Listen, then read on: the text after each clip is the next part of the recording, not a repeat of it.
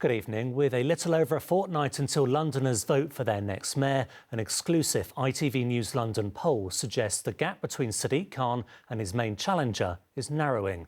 Conservative Sean Bailey is on 28%, a slight improvement for him. But Sadiq Khan is still well ahead with a 13-point lead, making another victory for the Labour candidate likely. However, our poll suggests there is growing concern about his record on the issues most important to Londoners: knife crime, housing and homelessness. Our political correspondent Simon Harris has been looking at the numbers and getting the candidates' reaction. 2 weeks tonight, the City Hall election campaign comes to an end. It's still a two-horse race with one candidate out in front, but according to our exclusive opinion poll, the gap is narrowing. The survey shows Sadiq Khan on 41%, Sean Bailey on 28%, Louisa Porritt for the Liberal Democrats on 8% and the Greens' Sian Berry on 6%. When second preference votes are allocated to the two front-runners, Khan wins by 61% to Bailey's 39%. Do you think you still have a chance?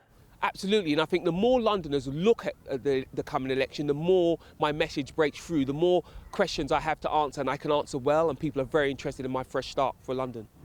Sean Bailey only launched his manifesto 2 days ago. By any measure, that's cutting it fine. Until now, Sean Bailey's campaign has failed to make any real impact on Sadiq Khan's commanding lead.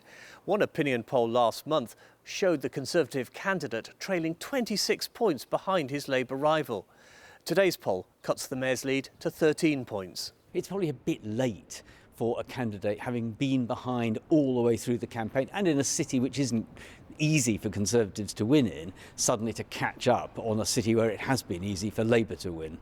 Sadiq Khan doesn't do so well when voters were asked to judge his record on crime, housing and homelessness. On dealing with knife crime and gangs, 43% think he has done badly, 30% think he's done well. On improving housing availability, 35% think he's done badly, 31% think he's done well. And on tackling homelessness, 38% think he's done badly, 30% think he's done well. I think this poll confirms there's no room for complacency, but it also shows it's a two-horse race. I'm the only candidate that can beat the Tory candidate. So if you want a mayor with a plan for a better London after the pandemic than before, a mayor with a plan for a brighter future, vote for me. According to our poll, Nico Omilana, a YouTuber who's standing as an independent, is in 5th place with 5%, just behind the Lib Dems and the Greens.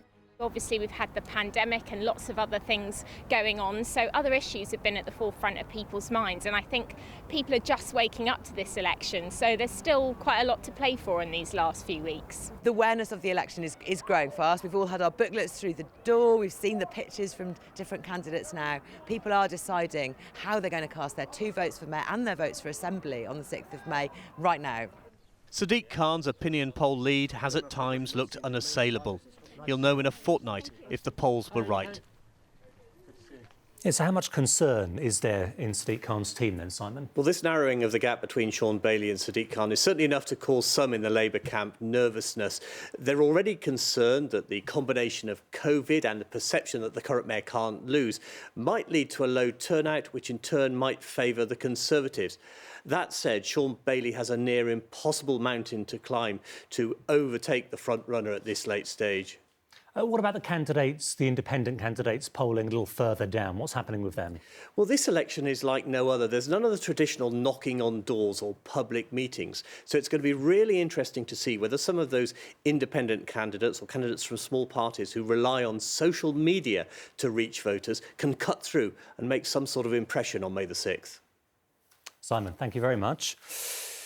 And you heard from a few of the candidates there in Simon's report, and here is the full list of candidates running for Mayor of London on May the 6th.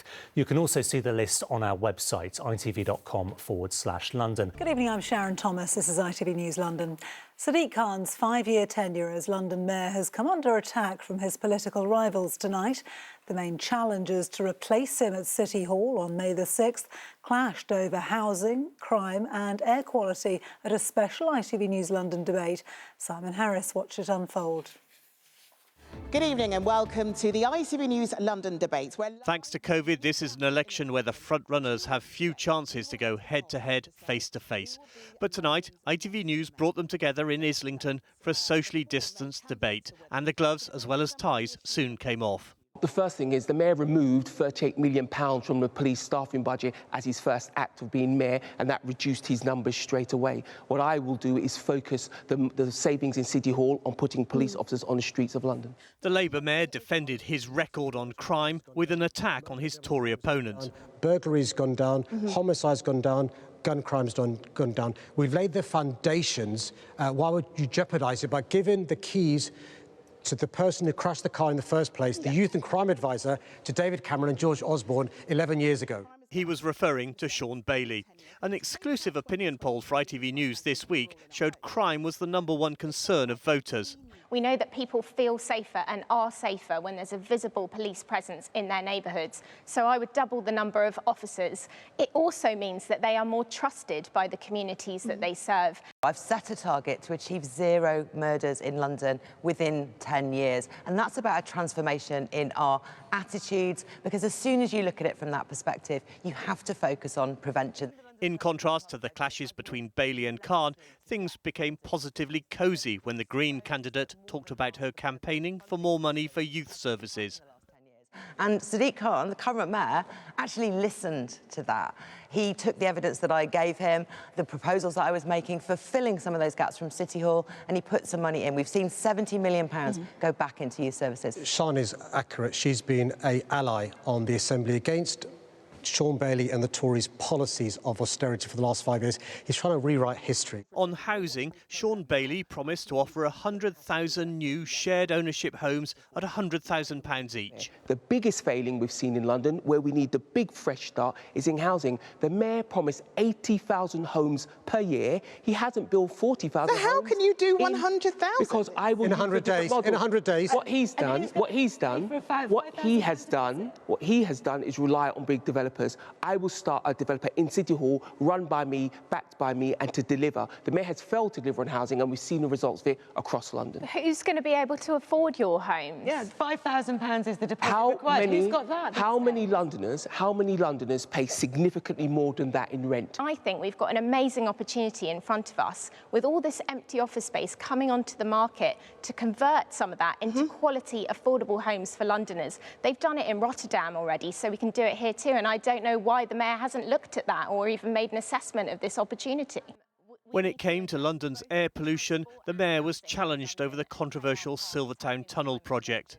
So I would scrap Sadiq Khan's £2 billion polluting Silvertown Tunnel for a start, which is only going to make our toxic air in London worse. It's the wrong direction to be going in if we're serious about cleaning up our air. So Silvertown Tunnel, how does that make sense? My solution is to have one tunnel that's, with a lane reserved for buses, double-decker buses, more than 30 an hour, pedestrians and cyclists. It's the argument. If you build a new road, there'll be more cars on the road. Well, more cars on the road. And I can't understand why the current mayor's plans for an ultra-low emission zone are only going to the north and south circular. So we need something that covers all of London. We need a big ultra-low emission zone.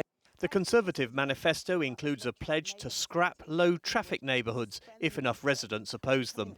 That's not within your power, though, is it? Well, we provide the money for them. TfL has a look at those The schemes. government, provides The money goes through TfL. No.